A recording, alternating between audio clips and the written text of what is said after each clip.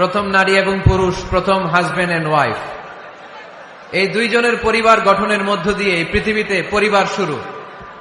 ওনাদের গর্ভে আল্লাহ জোড়ায় জোড়ায় সন্তান দিতেন। এক একবারেই একটা ছেলে একটা মেয়ে একসাথে হতো। এর পরের বছর আবার একটা ছেলে একটা মেয়ে। এইবারের ছেলের সাথে পরের বারের মেয়ের বিয়ে, এইবারের মেয়ের সাথে পরের বারের ছেলের বিয়ে। সুবহানাল্লাহ পড়েন। কারণ সম্বন্ধ করার মতো, আত্মীয় করার মতো আর কোন মানুষ পৃথিবীতে আছে?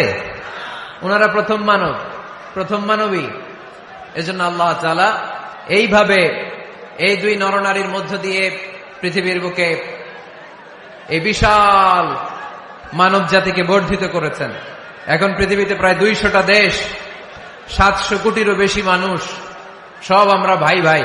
আমাদের আদি পিতা আদম, আমাদের আদিমাতা হাওয়া আলাইহিস সালাম, আমাদের গোড়া এক।